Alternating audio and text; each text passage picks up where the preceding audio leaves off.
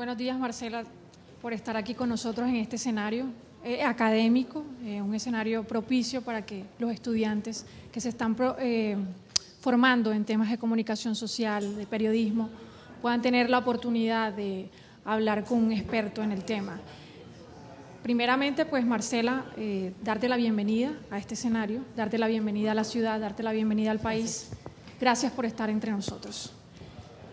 Marcela, queríamos preguntarte, ya después de haber escuchado tu charla, después de haber escuchado todo esto que nos contaste, tu experiencia de vida con las víctimas, tu experiencia de vida con el periodismo, ¿por qué te decides a cubrir este tipo de temas? Bueno, era muy importante cubrir las víctimas de la violencia, antes que nada porque generalmente durante los conflictos armados los que tienen voz son los hacedores de guerra y quienes quedan invisibilizadas son las víctimas. Esto aquí en Colombia, igual que en México. Y entonces las víctimas tienen que ser escuchadas, tienen que estar en la agenda y su dolor tiene que ser reconocido por la sociedad. No solo que ellas conozcan lo que pasó, que los perpetradores sepan, sino la sociedad entera tiene que saber qué es lo que está pasando y también para saber cómo tiene que hacerse la reconstrucción, ¿no?, de estas personas y de la sociedad. Tú dijiste en tu charla y en una conversación previa que tuvimos en un escenario informal que había llegado una serie de periodistas o un grupo de periodistas colombianos a México, que habían llegado a enseñarles un poco cómo habían cubierto ellos los temas de víctimas aquí en el país. ¿Qué tenemos nosotros los colombianos ahora que aprender de Marcela Turati o de los periodistas mexicanos con la violencia que se vive en México? Sí, a mí lo que me llama la atención es cuando me invitan, ¿no?, a foros a Colombia a contar sobre las víctimas, porque yo siempre pregunto, bueno, ustedes tienen también una larga experiencia y un proceso mucho más, de más años, ¿no?, de conflicto armado y de violencia también, que ha sido extrema, muchos periodos. Entonces, cuando empezamos a vivir esta violencia a partir del 2007, ya generalizada, porque ya había, hubo otros periodos que en varias zonas han sido siempre violentas, pero cuando la violencia se destapó, pedimos ayuda a varios periodistas para que nos contaran, y la reflexión que ellos hacían era, de los periodistas colombianos, era que en Colombia las víctimas tardaron muchos años, sino es que más de 10 años en aparecer en la agenda, y aparecen en la agenda hasta que se crea una ley, la Ley de Justicia y Paz, y las víctimas salen y empiezan a contar sus historias, ¿no?, hasta que hay una decisión de gobierno, y ni siquiera había una decisión de escuchar a las víctimas, era para escuchar a los que estaban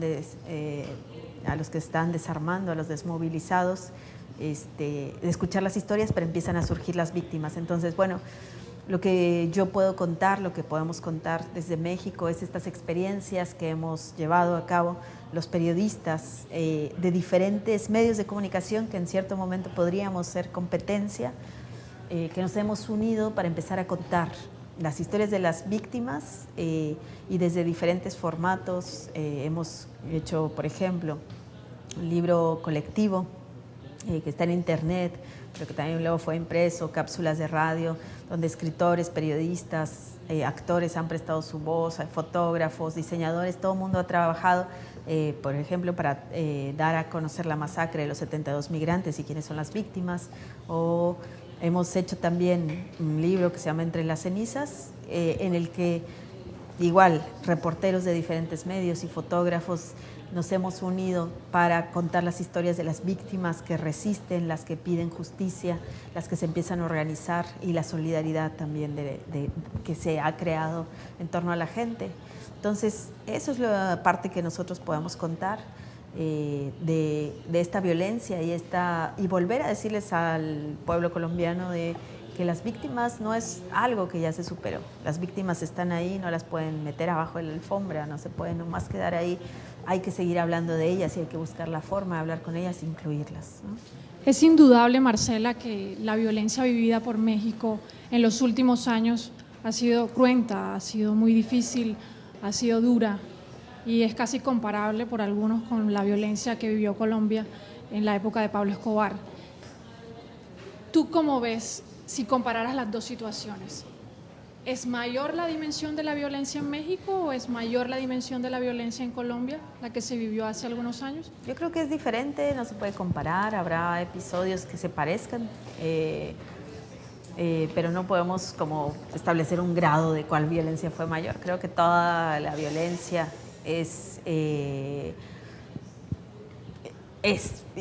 tiene un impacto distinto y tiene un impacto en cada grupo, y las historias son diferentes, ¿no? La historia de Colombia y la historia mexicana. Entonces, compararla es difícil, pero creo que en el proceso por lo menos en lo de los reporteros, de la cobertura de las víctimas, sí podemos, los periodistas, hacer algo extra y apostarle y de verdad dedicarnos a cubrir a las víctimas y la memoria y trabajar por la justicia, ¿no? De una manera, no sé, sistemática y tratando de encontrar nuevas claves, nuevos lenguajes, nueva manera de hacerlo, porque en los dos casos la sociedad llega un momento en que se blinda de estos temas, que no quiere escuchar, y nosotros tenemos que recordar porque es importante, recordarles porque es importante que se escuchen estas historias y que se incorporen, ¿no? Recibiste hace unos meses o recientemente el premio WOLA de la Oficina de Washington para Asuntos Latinoamericanos, ¿cierto?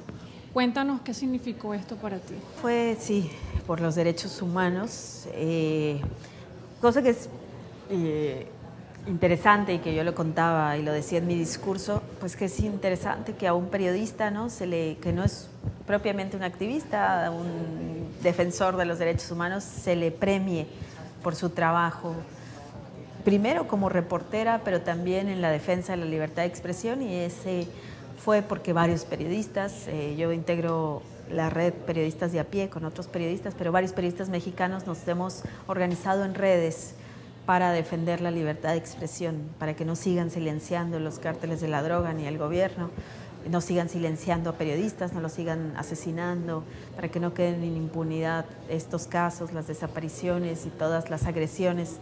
Entonces, es interesante, es importante que se hayan fijado en este esfuerzo de nosotros por defender, pues, el derecho de la gente a estar informado y por defender la libertad que tenemos para decir, para expresarnos, ¿no?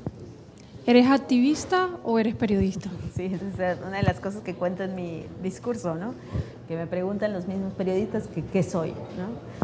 Y yo siempre digo que la violencia nos ha cambiado la identidad, y la violencia nos hizo tomar otros roles a los que no estábamos acostumbrados. Fuimos educados, por lo menos en mi caso, de México, a ser periodistas que se mantienen al margen, ¿no? De lo que pasa en la sociedad, que son como veedores externos. Pero de repente, cuando están matando periodistas, pues tú no te puedes quedar callado cuando sabes que los están silenciando, tú tienes que salir a las calles. Y cuento una anécdota de que en cierto momento convocamos una marcha, salimos unos 2,000 periodistas, quizás pocos, y no nos animábamos a tomar la avenida Reforma, la más importante de México, para protestar y para pedir justicia. Y en el camino, cuando ya íbamos marchando, se acerca un reportero y me dice que si me puede entrevistar, que por favor le detenga el cartel que llevaba. Y al final, pues yo le pregunto a él si yo lo puedo ahora entrevistar a él, y entonces ya le paso los carteles que yo llevaba. Entonces nos reíamos porque decíamos, al final, pues, ¿quién va a firmar la nota, ¿no? Si nosotros también somos protagonistas y aparecemos en la nota que nosotros vamos a redactar. Entonces, esto nos cambió. Y igual la identidad nos ha cambiado en muchas perspectivas, ¿no? En los talleres que damos en la red de periodistas de a pie, no falta quien nos diga, soy buena periodista si lloro, o qué pasa, ¿no? Y creo que a todos también nos ha pegado tan duro la violencia y el número masivo de víctimas que salen a las calles, que nos cuentan sus historias, pues que llega un momento en que ya no sabes, bueno, qué eres, en qué te convertiste, porque ya pues estamos en proyectos justamente por visibilizar a las víctimas de la violencia, y por trabajar a un lado de ellas, ¿no? Para que sus historias sean escuchadas. Quisiera preguntarte algo sobre el colectivo Periodistas de a Pie. ¿Hace cuánto surgió este colectivo? ¿Por qué surge Periodistas a Pie?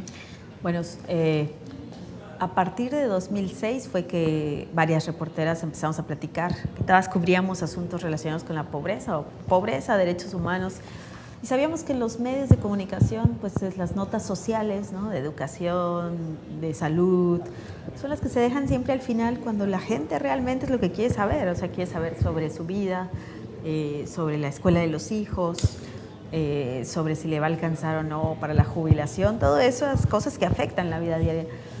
Pero los medios de comunicación parecen como un sistema de mensajes entre políticos, ¿no? O sea, y la gente no está incluida muchas veces en los medios y la gente no se ve reflejada. Parece que es nomás tal político dijo, este otro le contestó, y esas son las notas que importan, ¿no? Entonces nos decidimos organizar para empezar a capacitarnos mejor, para empezar a investigar mejor, a escribir mejor, a tener mejor narrativa. Y entender más complejamente los problemas para hacer mejores notas y poder ganar más espacios en los medios y llegar a las portadas.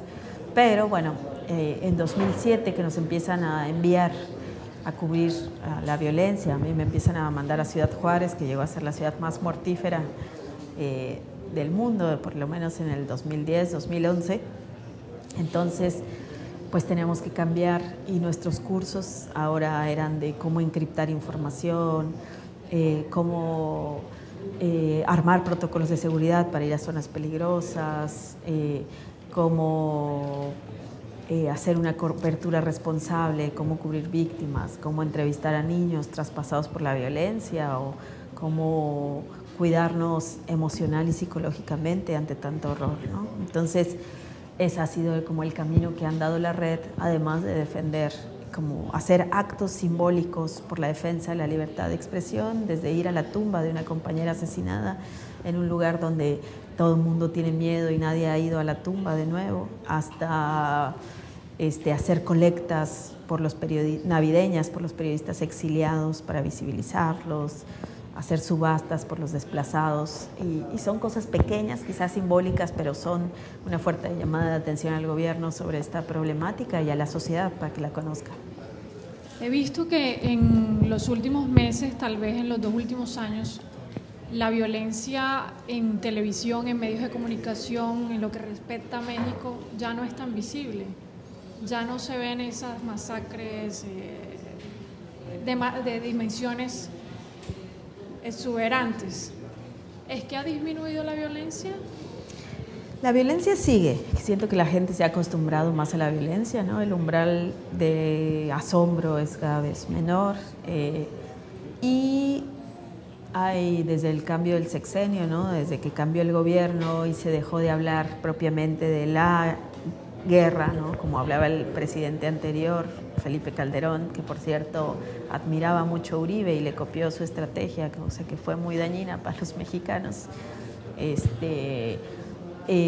Desde este nuevo gobierno se cambió esas palabras, se dejaron de usar esta guerra, las palabras de la guerra, y también hay menos cobertura de los medios hacia la violencia, hacia las masacres que siguen ocurriendo, hacia la violencia. Entonces hay como un silenciamiento generalizado de este tema, y eso es muy peligroso, parece. Es más peligroso a veces que no decirlo, porque en la lucha contra el silencio está en juego la vida humana, ¿no? En varias regiones del país no sabemos ni cuántos asesinatos hay cada día, no sabemos, no sé, los desaparecidos. Hoy estaba leyendo la noticia de un autobús de pasajeros desaparecido con 30 pasajeros, ¿no?, con 30 personas, y esas noticias no salen, esa tuvo que salir a través de las redes sociales, ¿no? Entonces, por eso digo, no es que no esté pasando, es que los medios están publicando menos y que el propio gobierno está haciendo su parte para que no se hable tanto de esta violencia. Es decir, que con el gobierno de Peña Nieto se están invisibilizando las víctimas. Sí, las víctimas están volviendo a ser invisibles, y ese es el gran riesgo, ¿no? Y es también un reto para los periodistas saber qué hacer, cómo hacer para que permanezcan en la agenda y para que su problemática sea atendida.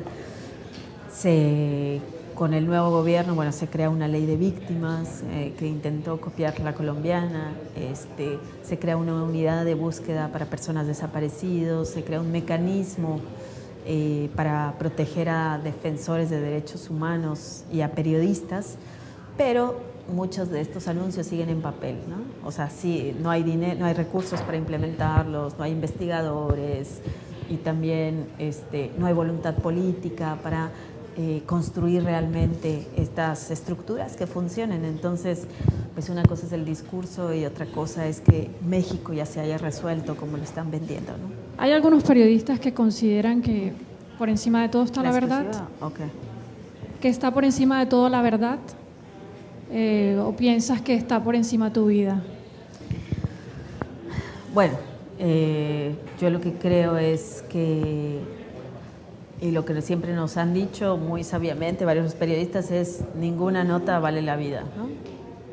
Digo, tú tienes que estar bien para seguir haciendo notas informativas y tienes que ser hábil e inteligente para que no te maten en esa, ¿no?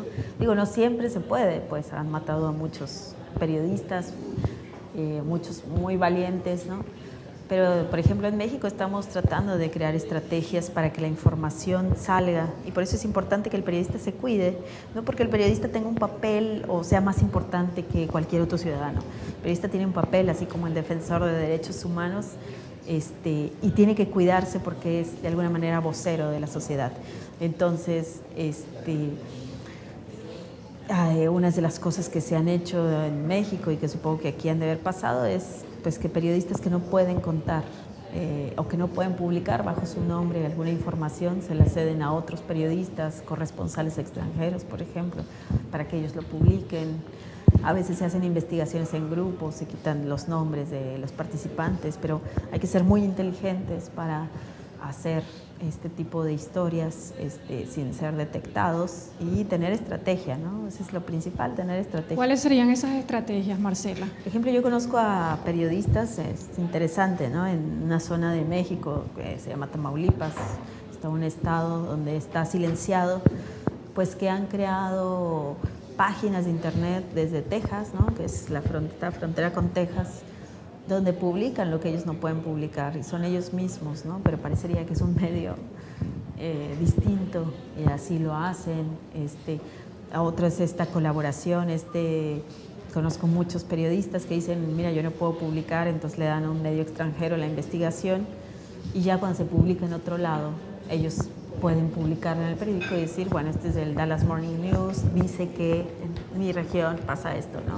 Es como este tipo de estrategias que se hacen o investigaciones conjuntas, o sea, hay como mecanismos que se están creando entre los propios periodistas, ¿no? Porque no es que los medios de comunicación estén muy preocupados por lo que pasa con esos periodistas. La verdad es que la mayoría de los medios han jugado un papel nefasto, ¿no? De no protegerlos.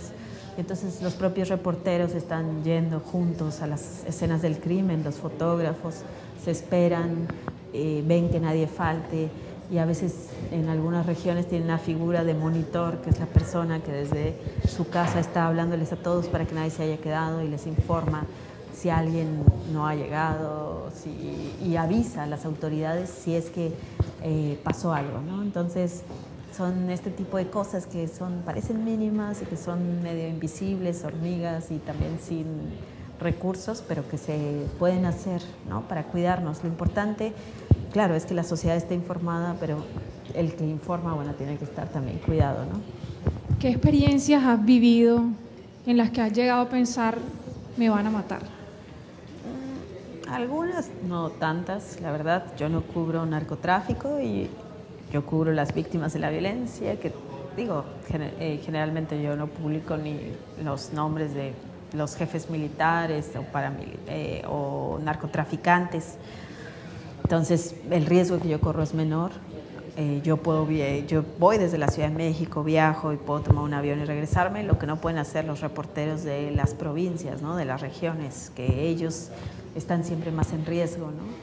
Entonces, pues en algún que otro momento, sí, bueno, he entrado a zonas donde no debería haber entrado y ahí adentro me doy cuenta que era muy peligroso y que estoy como en arenas movedizas, pues que ya no sabes si vas a salir, si no, ya cambiaron los actores que tú conocías, y bueno, pues te sientes en riesgo, ¿no? Reiteramos la bienvenida a nuestra ciudad y reiteramos pues tu presencia ha sido valiosa en nuestra universidad. No, muchísimas gracias por la invitación y por esta entrevista.